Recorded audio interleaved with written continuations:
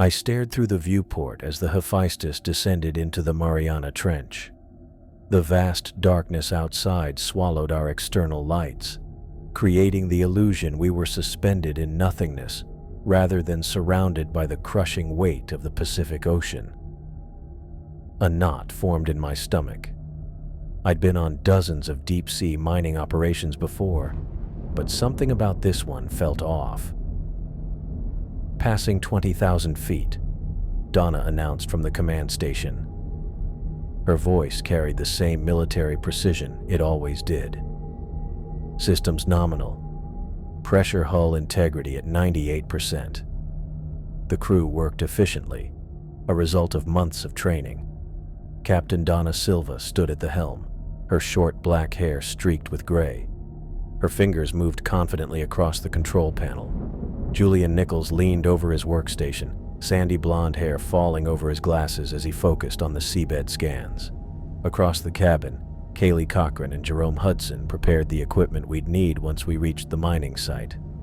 Kaylee's dark curly hair was pulled back in its usual practical ponytail, her nimble hands organizing toolkits with methodical care.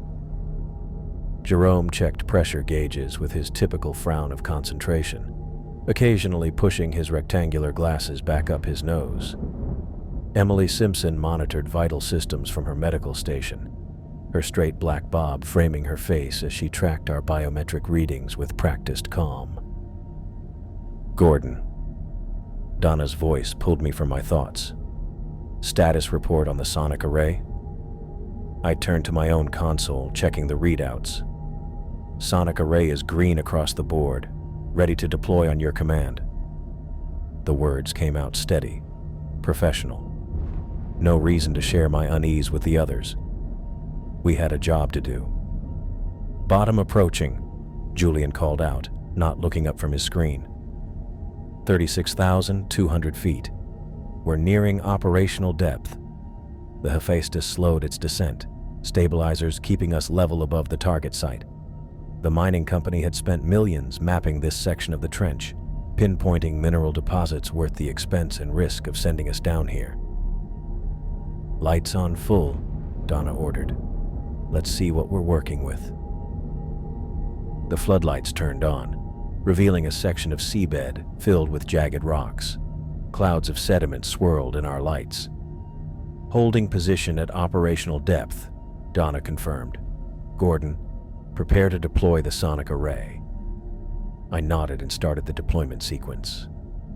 The sonic array used sound waves to map the mineral deposits below the seafloor without drilling. The data would show us where to place our extraction equipment. My fingers moved across the touchscreen, activating the preliminary systems.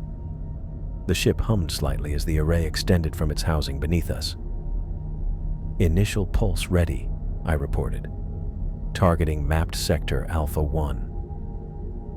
Proceed, Donna said. I tapped the command, and the first pulse fired. The ship vibrated faintly as the sound waves penetrated the seabed below us.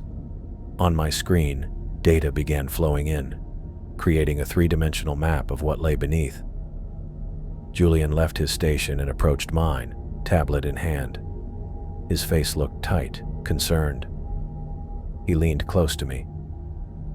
Gordon, I'm picking up something unusual in these readings, he said quietly, showing me his tablet. See this area here? The density patterns suggest a void pocket approximately 200 feet beneath us. It doesn't match any of our preliminary scans. I studied the image, noting the empty space that shouldn't have been there. Could be a natural formation. Caves exist even at these depths. Maybe, Julian said, but he didn't sound convinced. But the surrounding structure is unusually thin. If we hit it with full-strength pulses, we might... Is there a problem? Donna asked, cutting through our conversation. Julian straightened up. Captain, I'm detecting an anomalous void formation beneath the target site. I recommend we adjust our position and reschedule the full scan until we can better understand what we're dealing with. Donna's eyes narrowed slightly. Show me. Julian handed her his tablet. She glanced at it for barely 5 seconds before handing it back. "Noted, but we're maintaining our schedule," she said firmly. "The company expects results from this expedition. We're not delaying based on what might be a simple cave system." "But Captain," Julian started. "That's my decision, Mr. Nichols." The edge in her voice made it clear the discussion was over. She turned to me. "Gordon, proceed with the second pulse. Full power." Julian shot me a worried look before returning to his station. I hesitated, glancing at the void on my own screen. Something didn't feel right. "Gordon," Donna repeated. "Second pulse." I took a breath and entered the commands. Second pulse initiating. Power at 100%. The array beneath us charged and fired. The vibration shook the equipment in the cabinets. Coffee spilled from Jerome's mug onto the floor. Then came the sound. A low, metallic groan that seemed to come from the very bones of the ship. Not normal. Not at all. "What was that?" Kaylee asked, her voice tight with concern. "Pressure hull feedback," I answered automatically, but I wasn't sure. The sound continued, building in intensity. "Captain," Emily called out suddenly, "look at viewport 3. We all turned to see a thin fracture spreading across the reinforced glass of the smaller viewport. Not catastrophic yet, but deeply concerning at this depth. "Abort the sequence," Donna shouted. "Gordon, shut it down now." My fingers flew across the controls, inputting the emergency stop codes. "Shutting down, retracting array." But the system lagged, the screen freezing momentarily. "Come on," I muttered, feeling sweat break out on my forehead. The controls finally responded, but not before a final pulse escaped from the array. Stronger than the previous ones, like a sonic boom directed straight down into the seabed. The ship shuddered violently. Tools clattered to the floor. Alarm lights flashed as systems registered the stress. Then everything went still. The silence that followed felt worse than the noise. "Status report," Donna demanded, her voice unnaturally calm.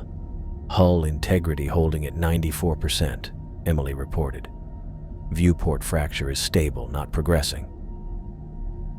"Array is powered down and retracted," I added, checking my systems.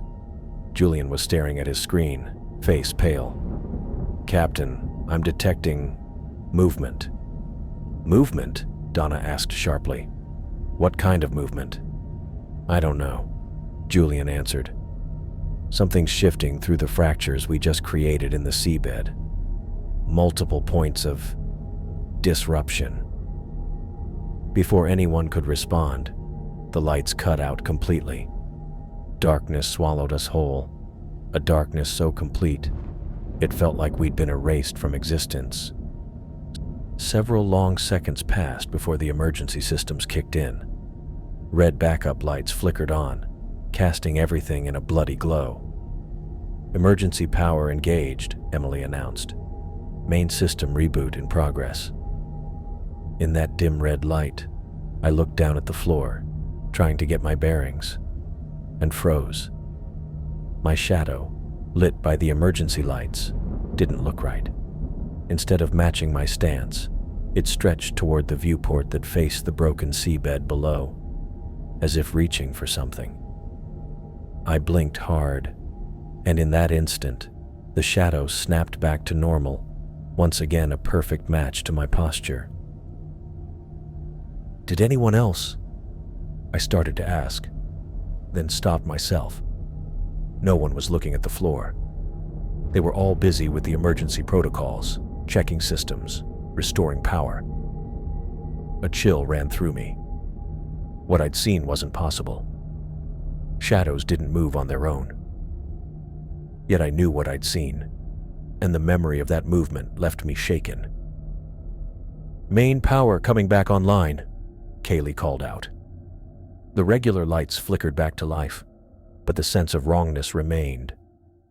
As the others worked to stabilize our systems and assess the damage, I couldn't stop glancing down at my shadow, now behaving exactly as it should. Had I imagined it? Maybe.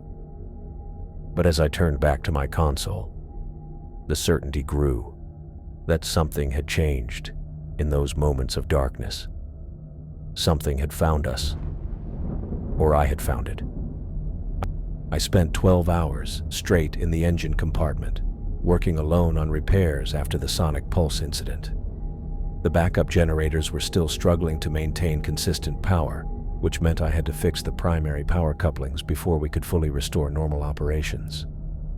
My back ached from being hunched over in the cramped space, but someone had to do it, and Donna had made it clear this was my responsibility since I was the one who'd fired that second pulse. I reached for the socket wrench I'd placed on the ledge above my head. As I stretched my arm up, I caught something in my peripheral vision that made me freeze. My shadow on the bulkhead wall moved a split second after my actual movement, like it was lagging behind. I blinked hard and stared at it. "What the hell?" I muttered, waving my hand slowly. The shadow followed, but with that same slight delay. I did it again, faster this time. And for a moment I could swear there were two shadows, one moving with me and one catching up microseconds later. I rubbed my eyes.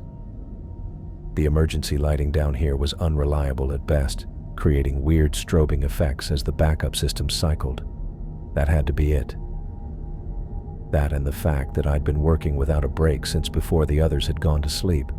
My eyes were playing tricks, my brain was fried, and the irregular lighting was making everything look strange. I finished tightening the last coupling and packed up my tools. The repairs weren't perfect, but they'd hold until we reached the surface. That couldn't come soon enough. I'd never felt claustrophobic in submarines before, but now the walls of the Hephaestus seemed to press in from all sides. The knowledge of 36,000 feet of crushing ocean above us, suddenly much more present in my mind.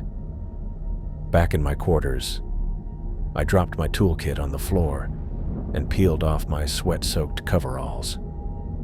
My small cabin was the only place on the ship where I could get any real privacy, though even these accommodations were minimal, just enough room for a narrow bunk, a desk bolted to the wall, and a tiny bathroom unit. I stepped into the bathroom to wash my face. The cold water felt good against my skin, washing away some of the grime and exhaustion. As I straightened up, water dripping from my chin, I felt an unusual chill run through the room, like someone had opened a freezer door right behind me. I looked up at the mirror and froze. For just a second, I thought I saw something dark move behind my reflection. Not my shadow, but something else. Something with depth and purpose. I spun around, heart racing, but the tiny bathroom was empty. When I turned back to the mirror, everything looked normal. "Get it together," I told my reflection, noting the dark circles under my eyes and the strain evident in my face. I dried off and collapsed onto my bunk, not even bothering to get under the covers. Sleep came quickly but brought no rest. My dreams were filled with darkness, not the familiar darkness of the ocean depths, but something ancient and aware. In my dreams, my shadow watched me from walls and floors, stretching and contracting with a life of its own. I felt observed, studied by something that had been sleeping for eons until our sonic pulses had awakened it. I woke feeling worse than when I'd gone to bed. My shirt was damp with sweat, and my heart was racing like I'd been running instead of sleeping. The ship's clock told me it was morning, at least according to our artificial schedule down here where no sunlight ever reached. I made my way to the mess hall, hoping coffee might bring me back to some semblance of normality. Julian and Kaylee were already there, huddled over a tablet, speaking in hushed tones that stopped abruptly when I walked in. "Morning?" I said, ignoring their obvious discomfort. Julian nodded stiffly but didn't say anything. Kaylee gave a weak smile and quickly looked away. I poured myself coffee and sat at the far end of the table, trying not to take their behavior personally. We were all on edge after what had happened. I was halfway through my coffee when Jerome stormed in.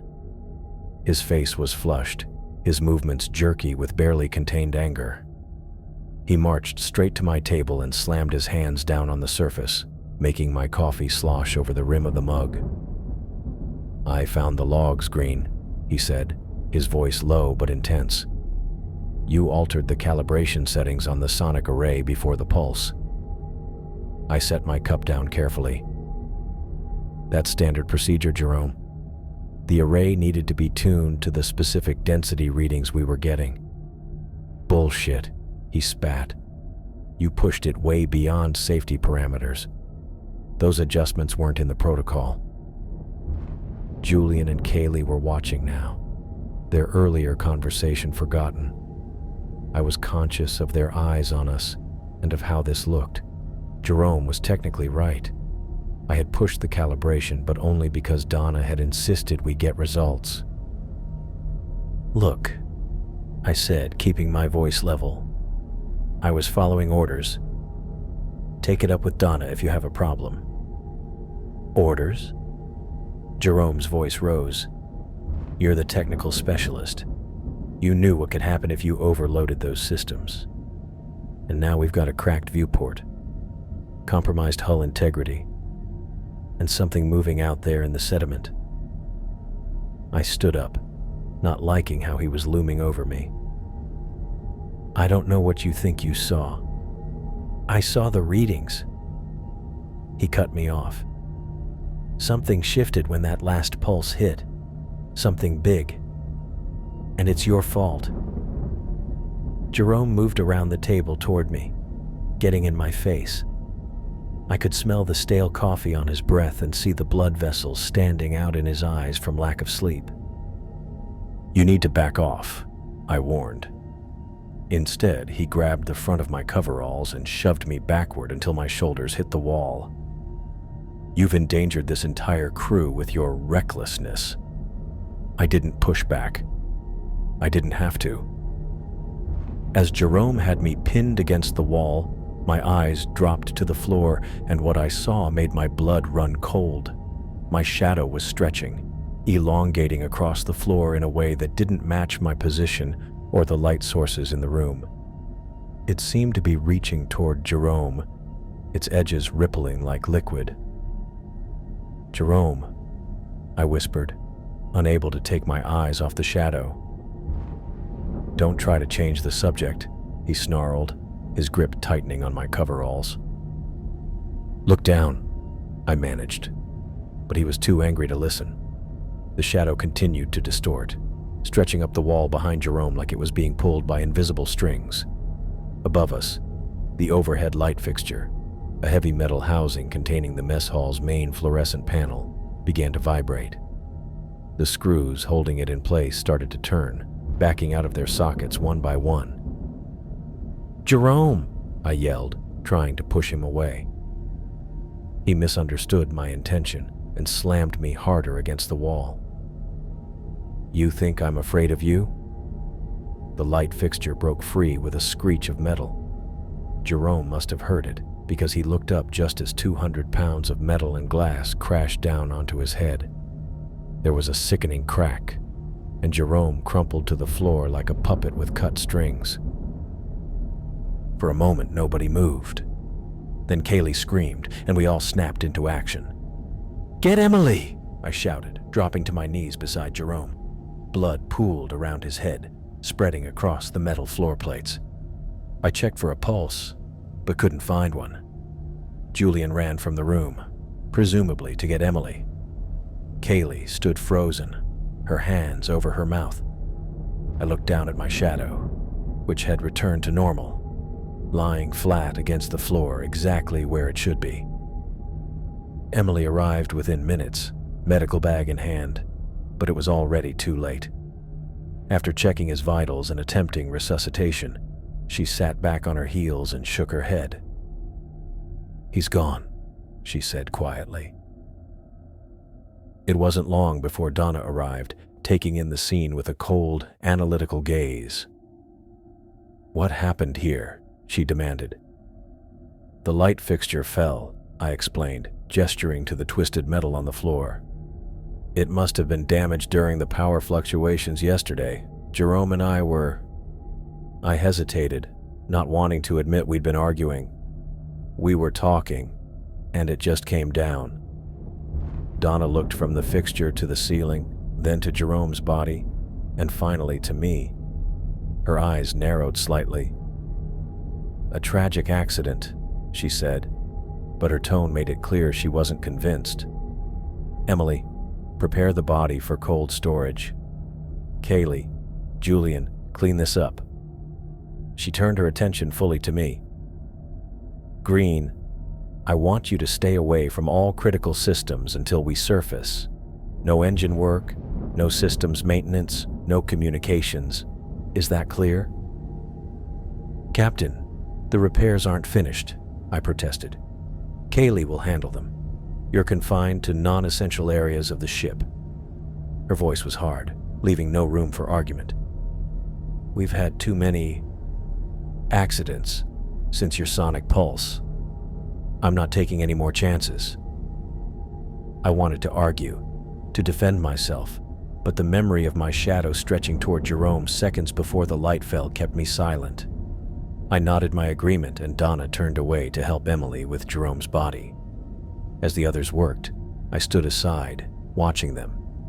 Julian wouldn't meet my eyes, and Kaylee kept glancing at me with an expression I couldn't quite read. Fear, suspicion, or maybe both. I looked down at my shadow again, perfectly normal now, just an ordinary silhouette cast by the emergency lights. But I knew what I'd seen, and I was starting to think that maybe, just maybe, Jerome had been right about something awakening in the depths. I went back to my quarters that night, locking the door behind me. The events of the day, Jerome's death, Donna's suspicions, the crew's fear, weighed on me like lead. I couldn't deny what was happening anymore. Something wasn't right, and it was connected to me. I stood in my small room, staring at my shadow on the wall from the overhead light. It looked normal, but I'd seen it move. I'd seen it reach. "Is something there?" I whispered, feeling ridiculous talking to my own shadow. For several seconds, nothing happened. Then, without me moving a muscle, the shadow rippled, a subtle undulation that ran from its feet to its head. I held my breath, frozen in place. "What are you?" I asked, voice barely audible. The shadow shifted again, stretching slightly taller against the wall. I hadn't moved, not an inch. I backed away until I hit my bunk and sat down hard. The shadow followed me normally, then rippled once more when I stopped moving. This wasn't lack of sleep. This wasn't stress or guilt over Jerome. Something had attached itself to me.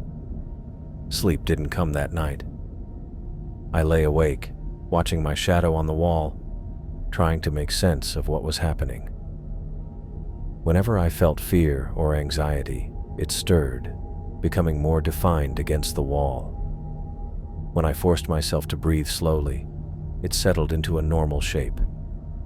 By morning, I'd convinced myself I needed to monitor the situation before telling anyone.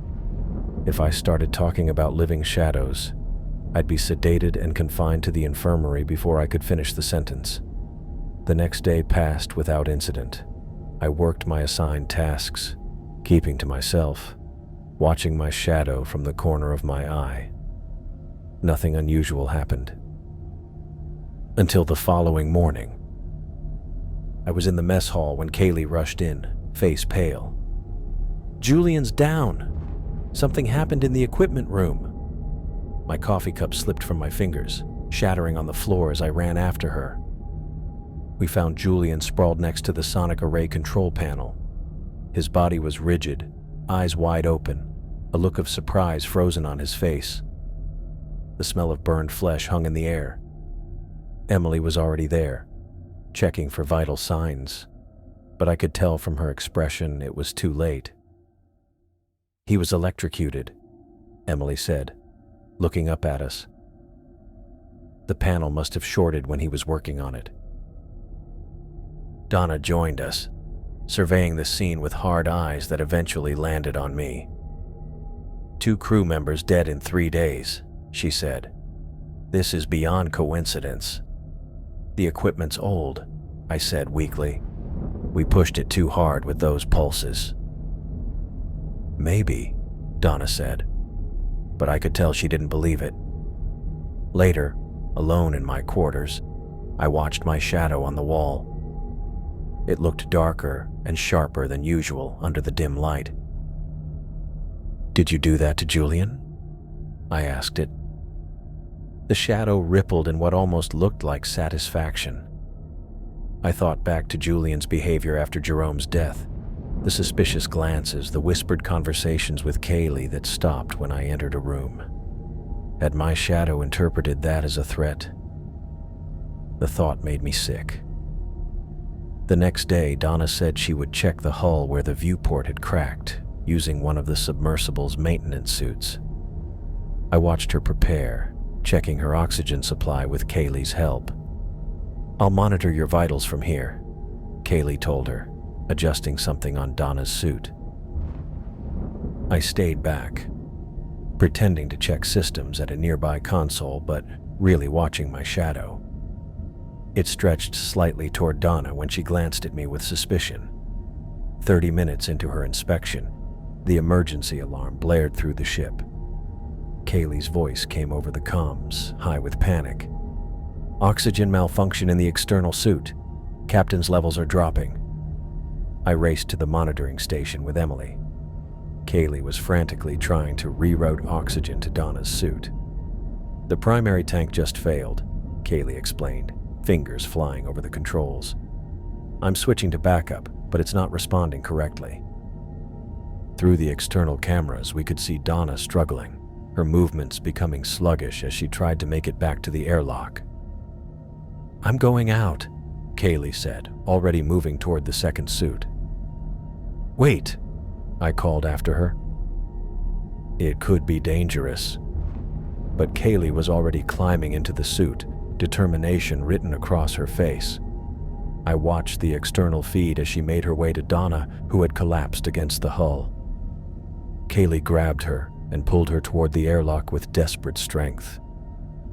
When they finally came through, Donna was blue-lipped and barely conscious. Emily administered emergency oxygen while Kaylee explained what happened. "Her main tank was fine when we checked it," she said, looking at me. "Then it just failed. The connection valve looked like it had been twisted shut." That night, back in my quarters, I faced the truth I'd been avoiding. 3 incidents. 3 crew members who had confronted or suspected me. It wasn't coincidence. "You're trying to protect me," I said to my shadow. "You think they're threats." The shadow stretched along the wall, confirming my suspicion. I tried a test, thinking about Donna accusing me after Jerome's death. Immediately, the shadow darkened and reached toward the door. When I deliberately calmed myself and thought neutral thoughts about helping the crew, the shadow settled back into a more normal shape. "You can't keep hurting people," I told it. "I need to stay away from them." The next morning, I told Donna I needed to work alone on repairing systems in the lower levels. She agreed, still weak from her near-death experience and probably relieved to have me away from the others. Isolation stirred something within me. While I worked in the engine compartment, tools vibrated around me.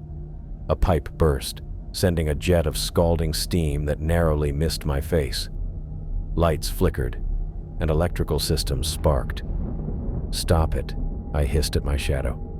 "You're making things worse." The shadow moved across the floor, shifting with my rising anxiety. It mirrored my fear and instinct to protect myself. I spent that night watching it move across my walls while I remained perfectly still. Sometimes it would take on a slightly different shape than my own, the edges blurring and reshaping. I noticed how it reacted to my emotions. When I thought about the crew's suspicions, it stretched toward the door. When I deliberately focused on calming thoughts, it retreated to a more normal position. By the third day, paranoia had taken hold completely. I jumped at every sound. I watched the remaining crew members from a distance, terrified of what might happen if I felt threatened around them. When Emily tried to approach me about running some tests, I made an excuse and hurried away, watching my shadow stretch toward her until I rounded a corner. I can't be near them, I muttered to myself in an empty corridor. I can't risk it. That evening, I took my meals alone and volunteered for the night shift, when I knew I'd have minimal contact with others. Donna watched me with suspicious eyes but agreed, probably figuring it was better to have me working when fewer people were around. As I sat alone in the dimly lit control room, I stared at my shadow on the console. "What am I going to do with you?" I whispered. The shadow rippled slightly, as if considering the question itself. I stared at Emily across the infirmary, my mouth suddenly dry. After days of isolation, watching my shadow stretch and writhe with a life of its own, I'd made the decision I'd been avoiding. "You're going to think I'm losing my mind," I said, pacing in front of the exam table. Emily set down her tablet, giving me her full attention. "Gordon, whatever it is, just tell me.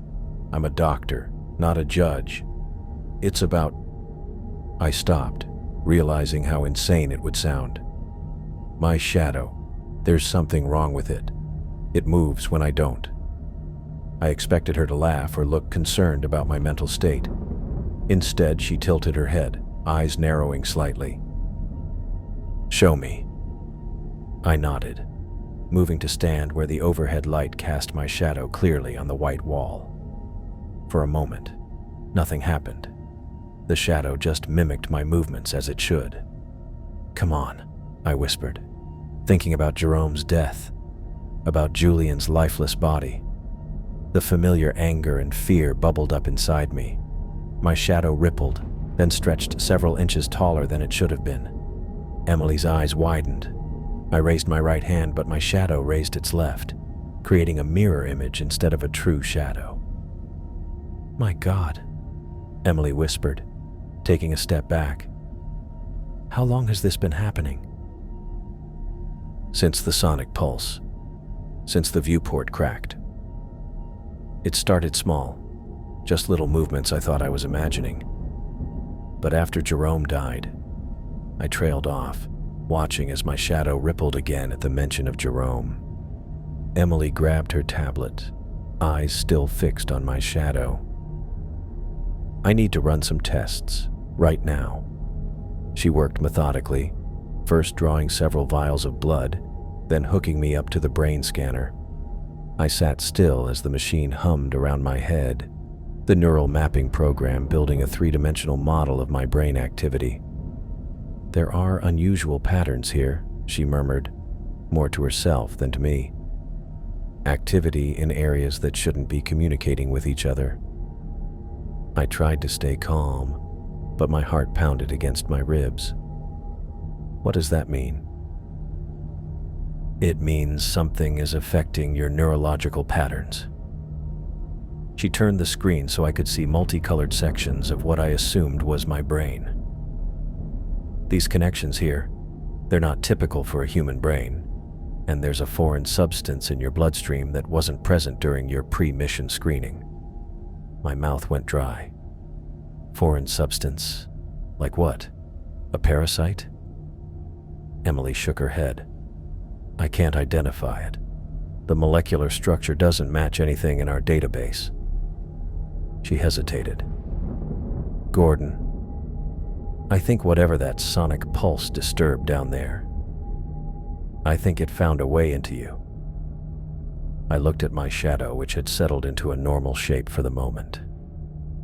"Can you remove it?" She chewed her lip, thinking. I have a theory. The shadow seems to respond to your emotional state, suggesting it's bonded to your consciousness rather than just your physical body. She moved to a cabinet, pulling out a vial. I think we should try sedating you.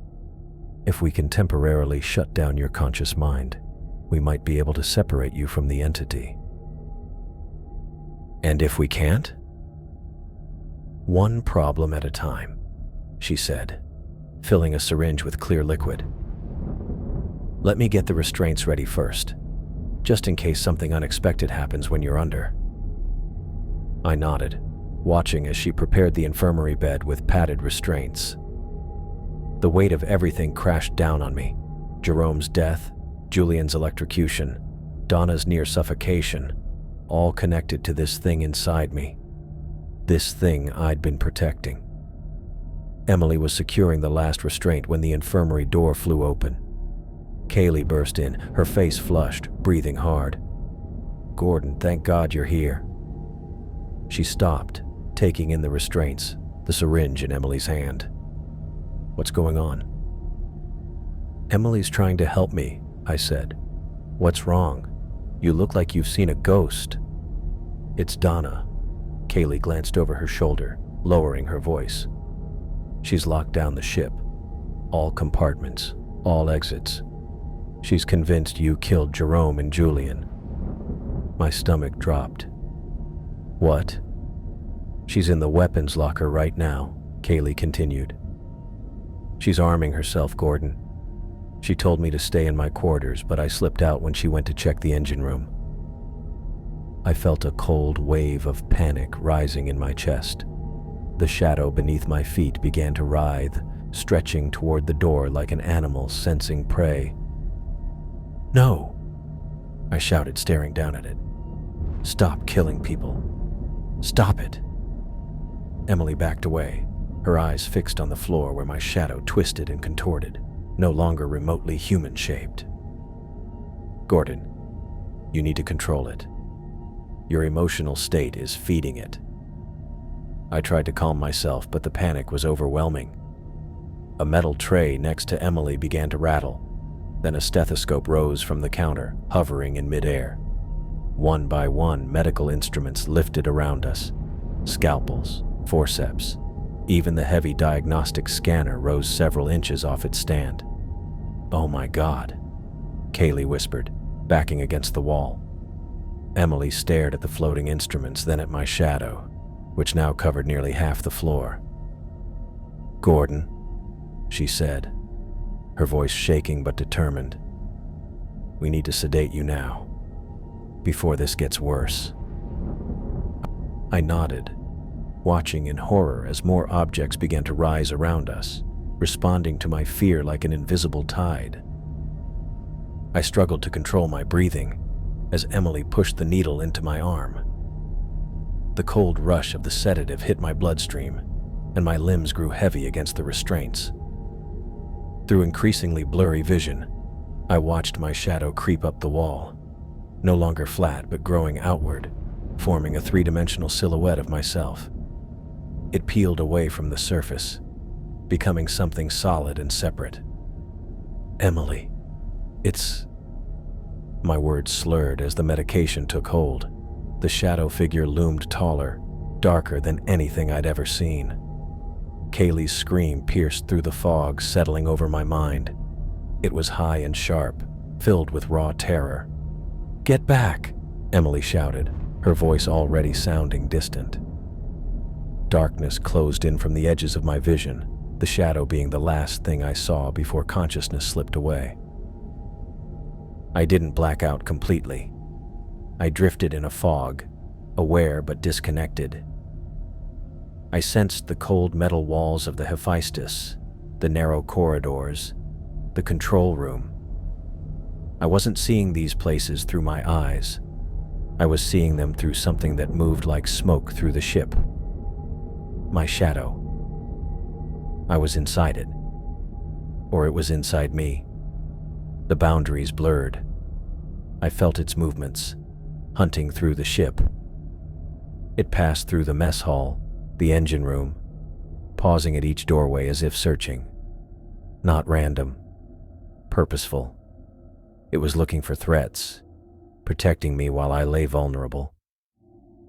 A foreign presence pushed against my mind. Not words, but raw impressions flooded my consciousness. Images came in flashes. Darkness with weight, pressure from miles of rock. Stillness that stretched for ages.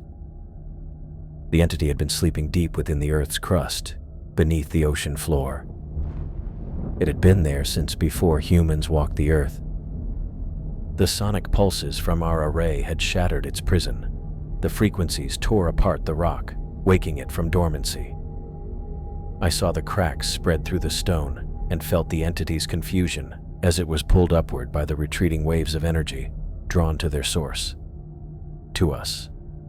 To me. I understood now. It had latched onto the first mind it found. Mine. Not out of malice, but instinct. It needed a host to survive in this new environment, so different from its ancient home. Its drives were simple, almost animal-like. Survive. Protect what sustains you. Consume what threatens you.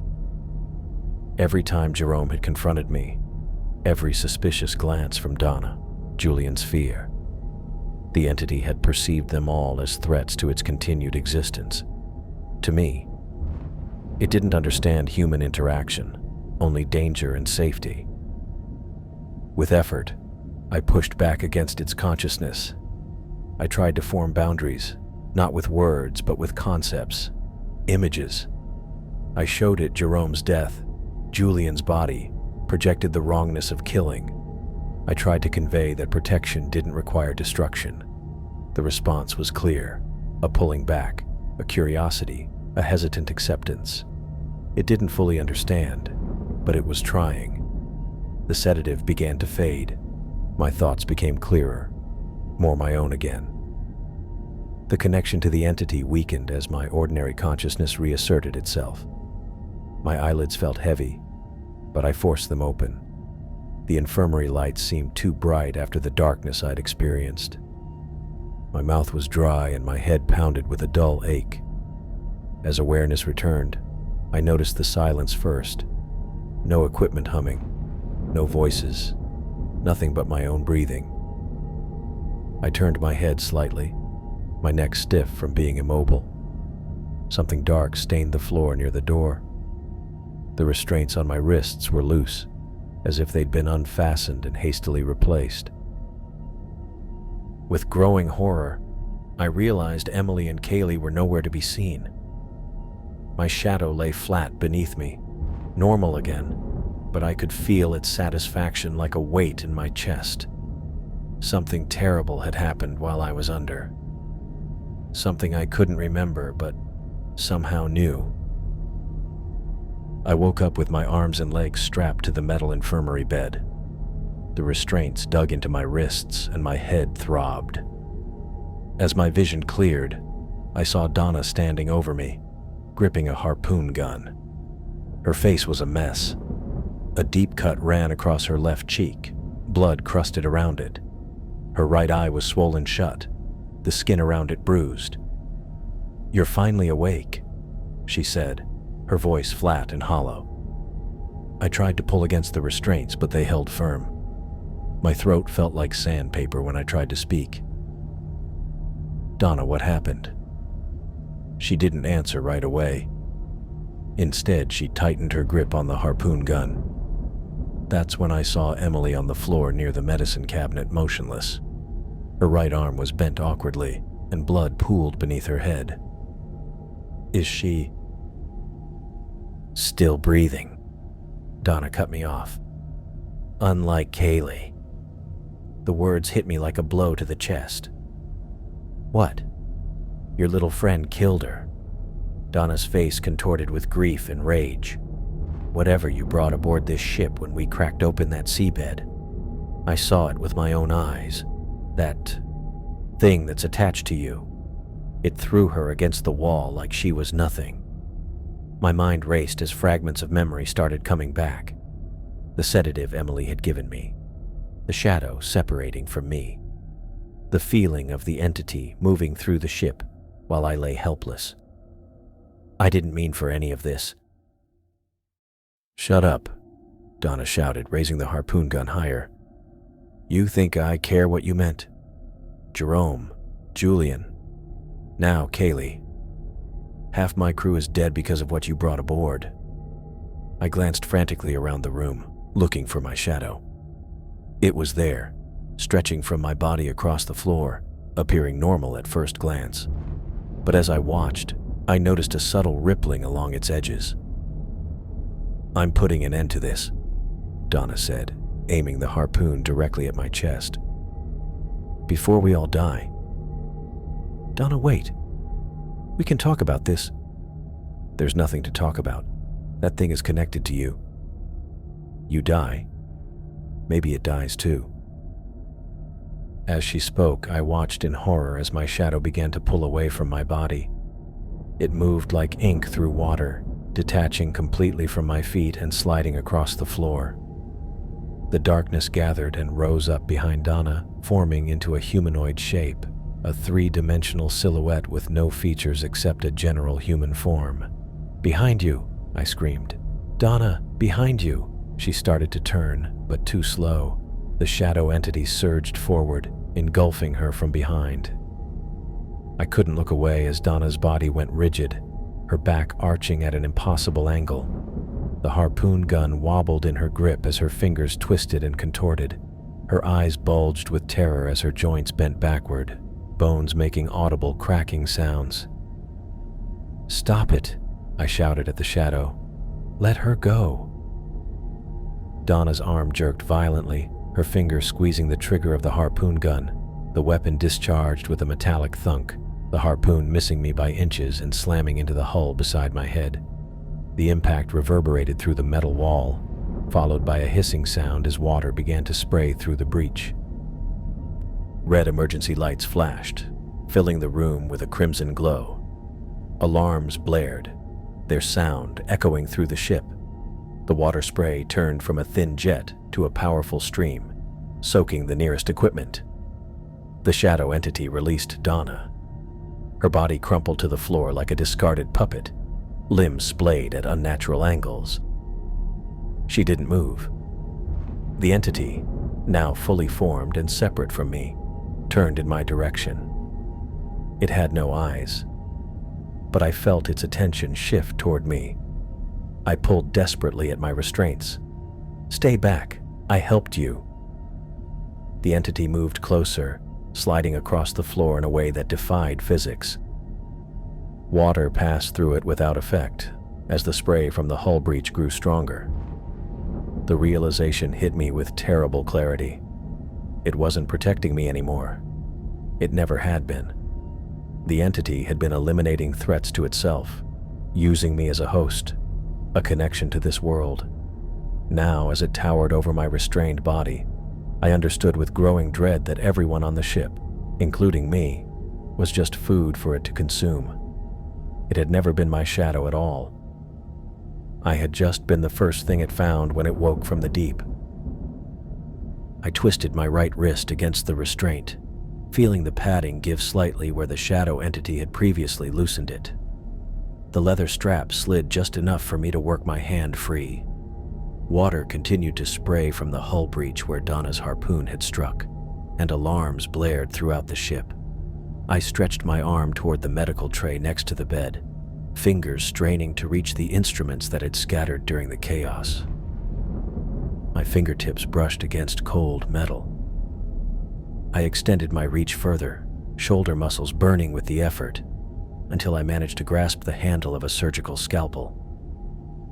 The blade gleamed under the emergency lights as I brought it to my own throat, pressing the sharp edge against my skin. "Stop!" I shouted at the towering shadow that loomed over me. "You need me alive. You want a host? Well, you can't have one if I'm dead." The entity froze, its form shifting. I sensed a presence pressing against my mind, confusion, alarm, a raw fear. "That's right," I said, keeping the scalpel firmly against my throat. "You need me. We both know it.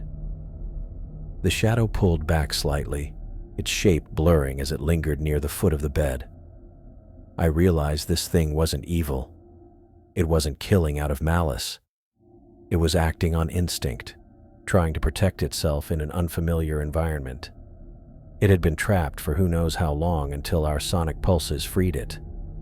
It had latched onto me because it needed a host to survive, seeing any threat to me as a threat to itself. "Listen to me," I said, easing the pressure of the blade slightly but keeping it in position. "I understand now. You're just trying to survive. So am I. So was everyone else on this ship." The shadow pulsed, and I felt impressions forming in my mind, not words, but concepts.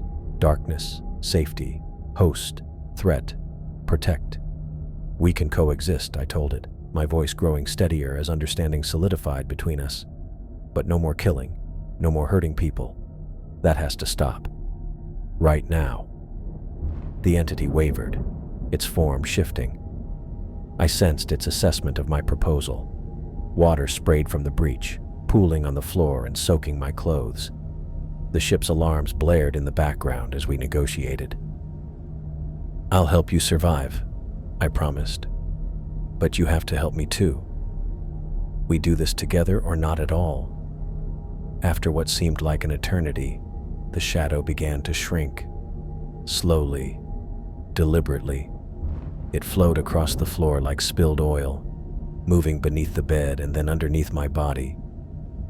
It settled into place, becoming once again a normal shadow cast by my form against the bed and floor. I exhaled a breath I hadn't realized I was holding and lowered the scalpel. Using it, I cut through the remaining restraints on my left wrist and both ankles. I swung my legs over the side of the bed, feet splashing in the inch of water that now covered the floor. I moved to Emily first, kneeling beside her. Her right arm was bent at an unnatural angle, and blood matted her hair, but I could see her chest rising and falling with shallow breaths. I gently shook her shoulder with my left hand. "Emily," I said. "Emily, wake up. We need to move. The ship is taking on water." Her eyelids fluttered, then opened. Confusion clouded her gaze before sharpening into focus, and then fear. "The shadow," she began. "It's under control," I cut in. "For now. But we have a hull breach to deal with." Emily's medical training kicked in despite her injuries. She pushed herself up with her good arm, grimacing in pain. "My arm is broken," she stated matter-of-factly, "and I likely have a concussion." "Can you walk?" She nodded, and I helped her to her feet. We both glanced at Donna's crumpled form on the floor. Emily knelt to check her pulse, then shook her head. No words were needed. "Emergency patches," Emily said, nodding toward a cabinet near the door. "We need to seal that breach before we lose too much pressure integrity." I waded through the rising water to the cabinet and pulled out the emergency hull repair kit. Inside were several patches of different sizes, made of a specialized polymer designed to seal against the immense pressure of the deep ocean. I selected a medium-sized patch and turned back to the breach. The spray had weakened somewhat as the external pressure equalized partially with the water now in the room, but it was still coming in steadily. I positioned the patch over the hole, pressing it firmly against the metal. The polymer activated on contact with the hull material, creating an instant bond. The spray reduced to a trickle, then stopped completely as the patch sealed completely. "We need to get to the control room," I said, turning back to Emily. "Can you make it?" She nodded again, cradling her broken arm against her chest. "I'll need to stabilize this first." I helped her fashion a makeshift splint and sling from medical supplies in the infirmary. While she worked, I checked the ship's intercom system. "Attention, Hephaestus crew," I announced, knowing there would be no response. "This is Gordon Green. If anyone can hear this, meet us in the control room immediately." Only silence answered me, confirming what we already knew. Emily and I were the only survivors. We made our way through the corridors of the ship, stepping carefully over pooled water and around fallen equipment. The Hephaestus groaned around us, the hull straining against the pressure of the deep. When we reached the control room, I immediately went to the navigation console. "We need to surface," I said, inputting commands. "The ship's damaged, but the ballast system should still work." Emily slid into a seat at the system's monitoring station, wincing as she jostled her injured arm. "Hull integrity at 78%, she reported. "Multiple minor breaches on the lower decks, but the automatic seals are holding for now. Life support systems functional, but stressed." I activated the emergency ascent protocol, and the ship shuddered as the ballast tanks began to expel water. Slowly, the depth gauge began to tick upward as we started our climb toward the surface. "It'll take time," I said. "We're at extreme depth. Even with emergency protocols, it'll be hours before we reach rescue depth." Emily nodded, her face pale from pain and exhaustion. "What happened down there, Gordon?"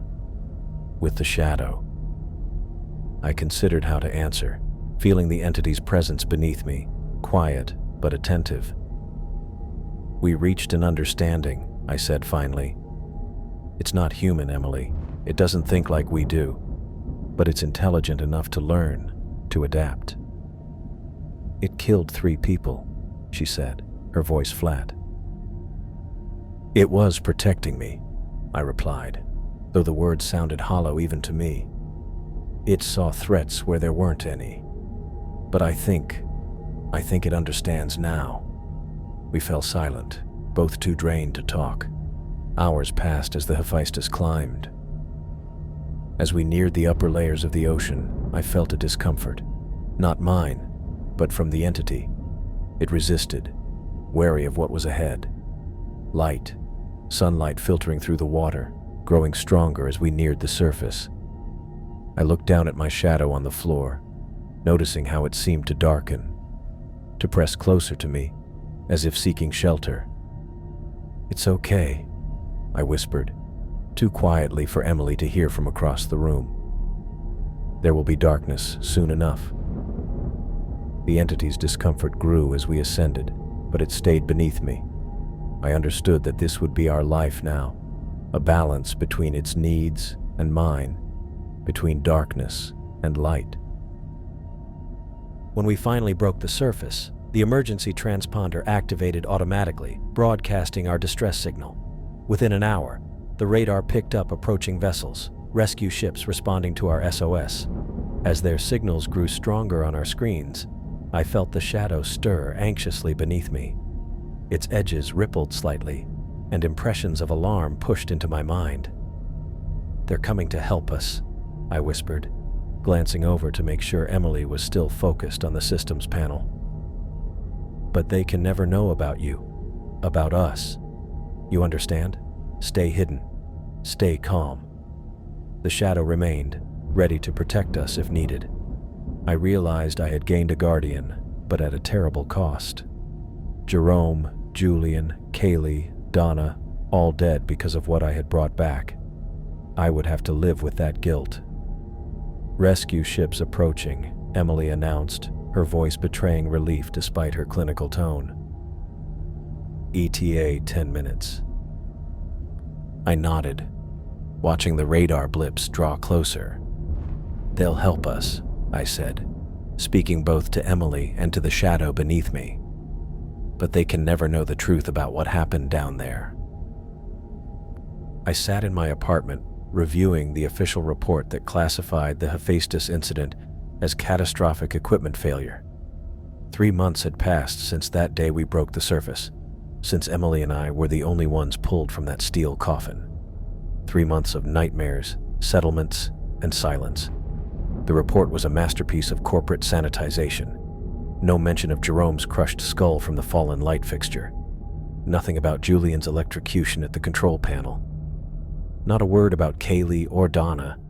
just pages of technical jargon about structural integrity, pressure tolerances, and maintenance oversights. I tossed the papers onto my coffee table and rubbed my eyes. The Oceanic Mining Corporation had paid us enough to never work again, provided we signed agreements that made sure we'd never speak about what really happened. Emily took her money and moved across the country. I hadn't heard from her since the debriefing. Smart woman. My living room was dim, with only a small lamp in the corner providing light. I preferred it this way now. Bright lights made my companion restless. As if on cue, I caught movement in my peripheral vision. My shadow on the wall didn't match my seated position. Instead, it stretched, testing the boundaries of its shape before settling back. I wasn't alarmed anymore. This had become our routine. They really covered it all up, I said to the empty room, knowing I wasn't really alone. Not a single mention of you anywhere. The shadow didn't respond with words. It never did. But I felt a flutter of something like satisfaction brush against my consciousness. Over these months, I'd grown accustomed to these alien emotions that weren't my own, these impressions that came from elsewhere. I stood and walked to the bathroom, flipping on the light. In the mirror, my reflection showed the toll of the past months. My face looked older, the circles under my eyes darker. But what caught my attention was the movement behind me. In the mirror, my shadow moved differently, stretching along the wall when I was perfectly still. I'd learned not to react with fear. Fear made it agitated. "We need milk," I said, checking my watch. 9:30 in the evening. Good time for a walk. I'd established a new routine. Days were for staying in, working remotely when I needed money, watching old movies, reading. Nights were for going out. The darkness made my companion content. And when it was content, it stayed manageable. I pulled on a jacket and headed out. The night air was cool against my face. Street lamps created pools of light that I instinctively skirted around, sticking to the shadows between. People passed me, unaware that the darkness behind me wasn't just absence of light, but something with intent, with hunger. The convenience store was brightly lit, making my skin prickle with discomfort that wasn't entirely my own. I felt the shadow retreat, pressing closer to my feet, almost hiding beneath me. I grabbed milk, some microwave meals, and a 6-pack of beer. The cashier tried to make small talk, but I kept my responses brief. I couldn't risk relationships anymore. On my way home, a woman walked toward me on the same side of the street. As she got closer, I felt my shadow stir, spreading outward just slightly. A surge of protectiveness that wasn't mine washed over me. "Cross the street," I whispered under my breath. "Just go." I stepped aside, giving her plenty of room to pass. She smiled politely and continued on her way, never knowing how close she'd come to something beyond her understanding. This had been our agreement. The shadow and I. It would no longer hurt people, and in return, I would feed its need for darkness, for solitude. Back in my apartment, I put away my groceries and settled on the couch with a beer. The television provided background noise as I thought about what had happened in the depths of the Mariana Trench. I wondered if the company had sent another vessel down, if they'd found anything else. If they had, they weren't sharing that information with me. I'd pieced together bits of understanding about my companion over these months. It communicated through emotions and images, pushing concepts into my mind when it needed to. It had been trapped for eons beneath the rock and sediment, dormant until our sonic pulses fractured its prison. It was ancient, predating human existence, and it was not alone. That thought kept me awake most nights. Were there more of them down there, waiting to be freed? The ocean floor was largely unexplored, with countless secrets buried in the crushing depths. Our expedition had awakened one. How many others might still sleep? My shadow stirred against the wall, responding to my unease. I took a deep breath and calmed my thoughts. It was sensitive to my emotions, and anxiety made it restless. "Sorry," I muttered. "Just thinking too much." I finished my beer and headed to the bedroom. The clock read 11:15. Another day gone, another night to face the darkness that was both around and within me. I undressed and lay in bed, staring at the ceiling. Sleep didn't come easily anymore. When it did, I often woke to find my shadow stretched across the room, watching over me in its own alien way. Sometimes I caught glimpses of its dreams, vast, lightless spaces, crushing pressure, and a sense of connection to something larger, something collective. Those nights I woke gasping, the border between its mind and mine temporarily blurred. I reached for the bedside lamp, the last light still burning in my room. "We survived," I whispered to the darkness as I turned it off. "And that's enough for now." In the blackness, my shadow rippled across the bedroom wall, a silent companion in my now solitary existence.